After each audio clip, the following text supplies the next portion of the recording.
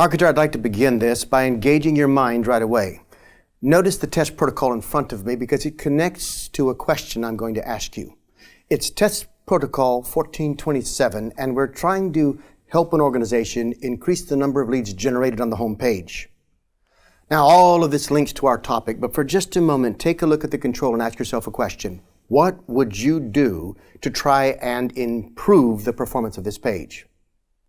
As you're thinking about that, you may not be aware of it. You're generating reasons, and these reasons should be the kernel of a hypothesis. Too often we test ideas. We're going to talk more about that going forward. But for now, put together your plan. As you're doing so, I want to warn you. I need to go through this case study at a clip that will keep us on track so that I can deliver the most value for you in a short period of time. And to do that, we're not going to break down every point or every change because it's really 2 or 3 slides that bring home the main point. So I will go through approximately 30 slides at high speed, and the goal is to densify the presentation and deliver the most possible learning.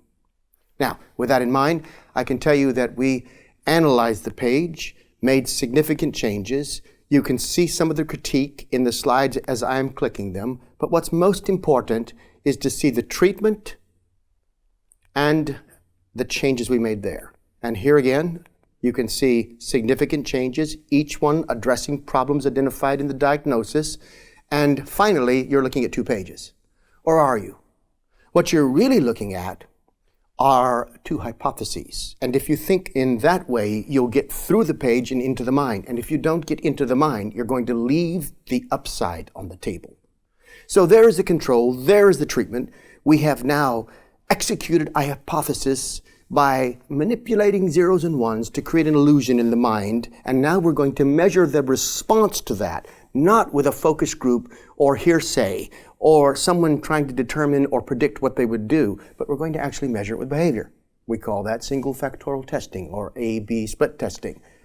And here is the outcome. Our brilliant work produced a loss in terms of performance of 24.9%. Now, you might find that that's an unusual way to start this presentation, but I can tell you that that happens regularly here. And why? Because this is not a loss, this is a win. It would only be a loss if the actual test was inconclusive or not valid. But since it was a conclusive, valid test, we were able to eliminate certain possibilities as to how someone is thinking when they interact with this page. But the question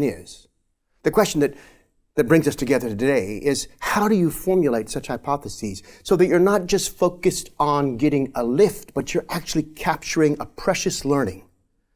The learning is more important than the lift. The lift is just a result.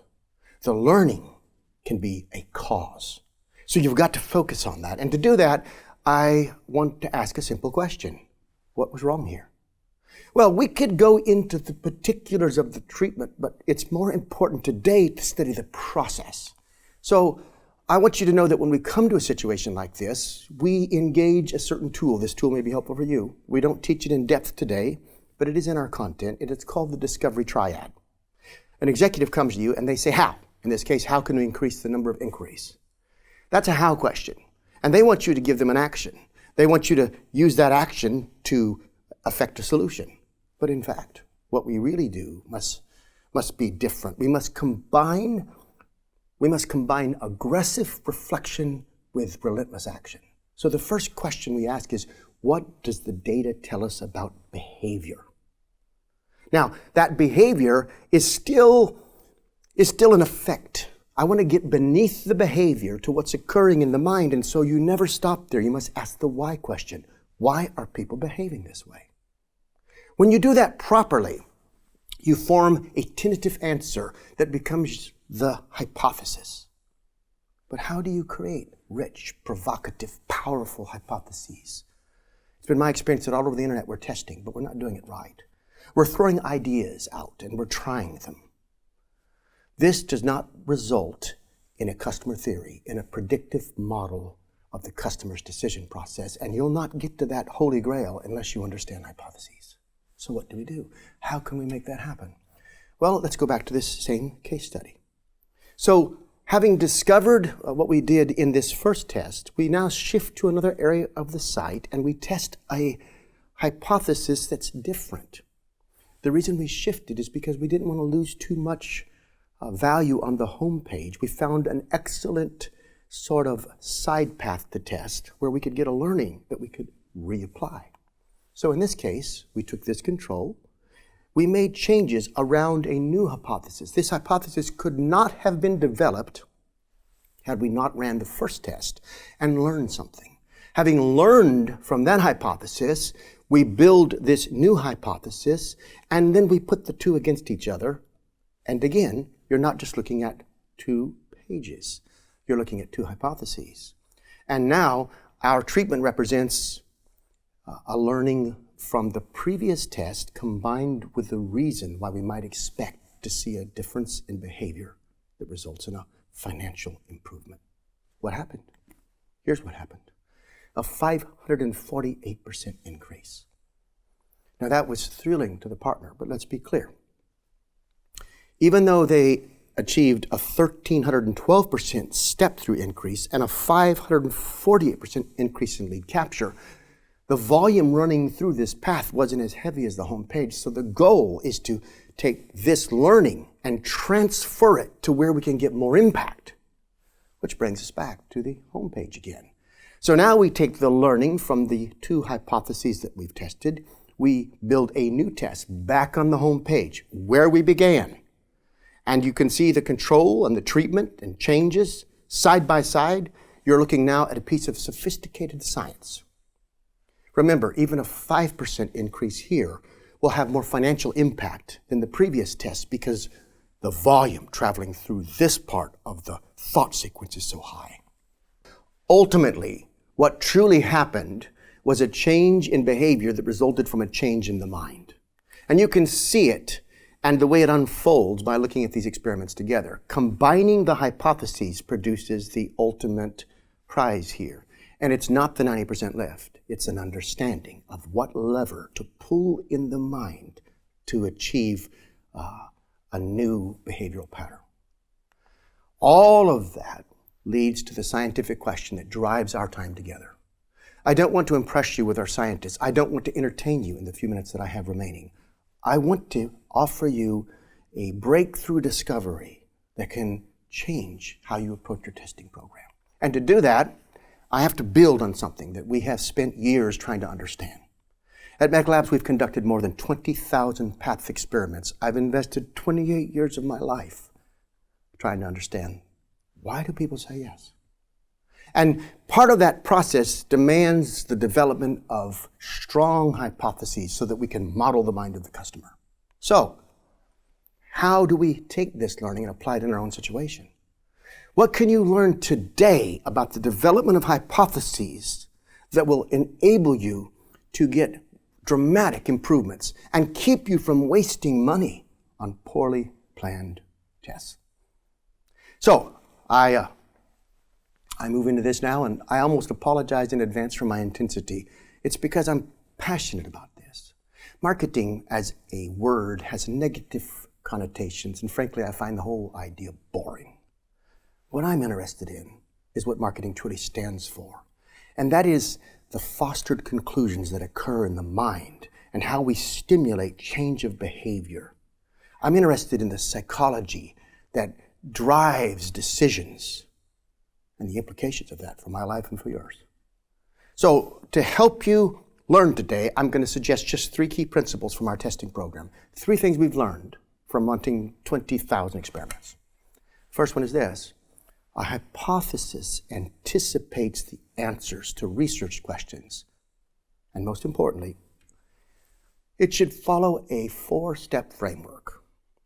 Now, we developed this framework because even when we taught the importance of hypotheses, students struggled with a way to build a hypothesis that produced the highest and best learning, and thus, eventually, the highest lift. So I want to take a real example from our case studies, and I want to build the hypothesis with you and teach you how to approach it so you can take it back and apply it. And you'll notice there are 4 key words on the slide in front of me: if, by, will, and because. Those are pointer words, very critical in the grammar of hypothesis development.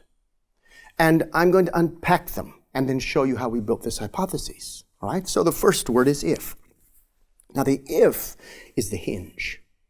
And it is a summary description of what you're trying to do. And if you can't summarize it in a few key words, you probably don't understand it well enough. So we need it as the lead in this evolution of the hypothesis. And I'll show you how we develop one. In this case, we had done data science for this remarkable discovery. What you're going to see on the left side is the treatment for a dialysis device that really can set a patient free.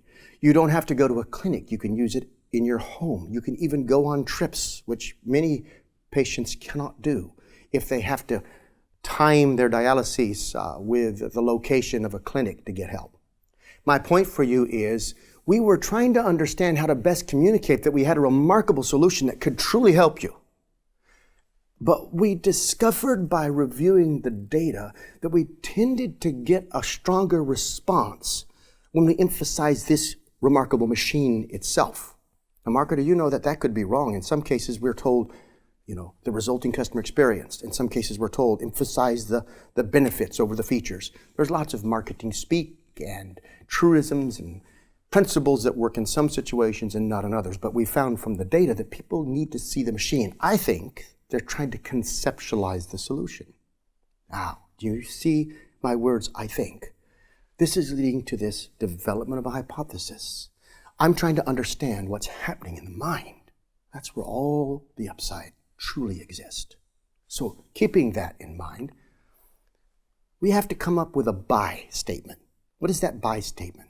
The by statement is critical because it delineates the change, the nature of the change we're going to make in our messaging.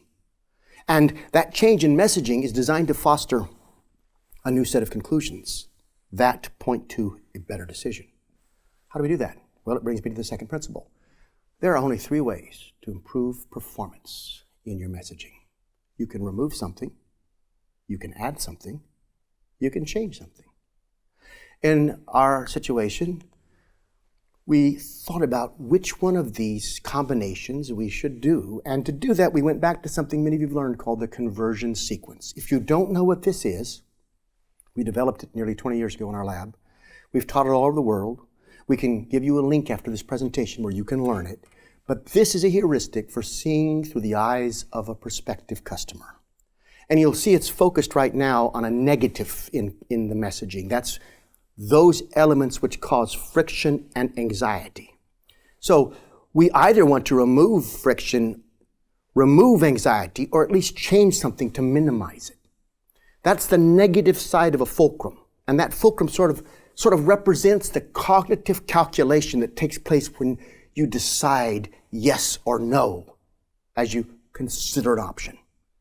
Now, for a moment, if I'm losing you, if this feels a bit too technical, just relax, because at the end of this presentation, I'm going to give you a link that will explain this in detail, and you'll still be able to use what you learned today, combine it with that to get remarkable results. But let's keep going. Now you'll notice I'm focusing on the value side. And see what I'm trying to do in the mind? I'm tipping the fulcrum in favor of value. And I'm doing so by emphasizing the clarity of the value proposition and leveraging incentive. So again, the second question is, what can we remove, add, or change to intensify perceived value? This combination, these 2 questions, allow me to understand what it is I need to change and how it connects to my hypothesis. Here is step 3. What can we remove, add, or change to leverage motivation? That is the factor they bring to this conversation. That is how motivated they are before I even speak to them. And that has a high impact on conversion. 3 questions. You can ask these 3 questions in order to fill out this simple part of the hypothesis, the by feature. So in this case, here's what we said. By focusing the image on the machine, that's that's a change. And then focusing the headline on the machine, that's a change. And then focusing the body copy on the machine, that's a change. We're hoping something else is going to happen. And I'll describe that in a moment. But I want you to know that all we could have said here was that we were going to add something, remove something, or change something. We chose to focus on changing. And this is because it best allowed us to accomplish the move in the mind that we're trying to achieve. So then, we thought in this hypothesis that by changing these things, we could increase click-through on this page. And if they don't click through here, there's no hope of converting them into a customer. So if, buy, will. Just stop for a moment. Start to think about something you're working on in your own marketing efforts. In the end, all you can do is add, remove, and change. So if you do something by add, removing, and changing, what will it produce in terms of a difference in results? Now, you might stop right there. You might say to yourself, this is it. I understand now, and this is great. I can use this. But you're missing the most important part. Because the goal of this experiment isn't simply to drive a difference in dollars. It's to understand something profound about the customer, which is why the because factor is so important. And it brings me to the third and final principle I'm trying to teach today. Ultimately, the test is underperforming if it doesn't lead to an insight about the customer. The insight about the customer is more important than the lift. The learning is more important than the lift. If we get the right learning, we can get the maximum lift. Sometimes, some of us are satisfied with the element in our marketing that is actually costing us the most money. You say, what do you mean? Well, if you got a lift recently, and let's suppose you got a 20% conversion lift, and you're thrilled, and you check that off the list, you may not realize that you had the potential of getting a 50% lift. And that 30% difference is hidden. And for that reason, you lose 30% every single day, and you don't even know it. Peter Drucker said, adequacy is the enemy of excellence. So, how do you overcome that? Well, by learning enough about the customer's mind, by building a predictive model that enables you to maximize your impact. That's why this next piece is so important. You've got to use the hypothesis to build a robust customer theory. A customer theory is a model of how the customer selects, how they choose. Its value is its coherence. And its coherence enables you to predict behavior. If it cannot be used to predict behavior, then it's insufficient. Ultimately, the whole point of a testing process is to link the findings until you have a picture, a simple, coherent picture of how the customer chooses. And with that, you can start to build in your because factor. Customers are more interested in conceptualizing the device. Now, that's just a simple point. That's why it fits into a design of experiments to be integrated with a whole group of points until you have these nodes connected and an understanding of the network of thoughts that produces a customer from a prospect. The if, the by, the will, and the because all come together to help you achieve this point. And so, if you put these together, you'll be able to drive a holistic result as opposed to a sort of test an idea and hope for the best approach. Now, we have built a criterion. Once you've built your hypothesis, a checklist, and it's broken into two parts. And you can use this checklist against your hypotheses. So with it, you can see if you've actually accomplished what you need to with the development of that four-step sort of process. The first question is, does the hypothesis specify the primary changes you're making? Does the hypothesis indicate the variable set? You know what the variable set is. There's variables and values. Variable is the headline. The value is the red color, green color. Or it could be the words, but it's the thing you change in the variable. Third question, does the hypothesis define the desired result? What are you trying to achieve with it? If you don't do that, you really can't do good science. And the fourth question is, does the hypothesis culminate with a customer insight? In the end, what do you learn if this test produces a lift? We all know that question is important, but we sometimes forget the importance of this question. What do you learn if the test doesn't produce a lift? Now, the value here is either way, this test itself produces great benefit as long as it's valid. It's by integrating the findings that you produce the remarkable upside. Then there's a sort of excellence criterion. Does the hypothesis have the potential to produce high impact? Sometimes we test incrementally when we should be testing categorically. What do I mean?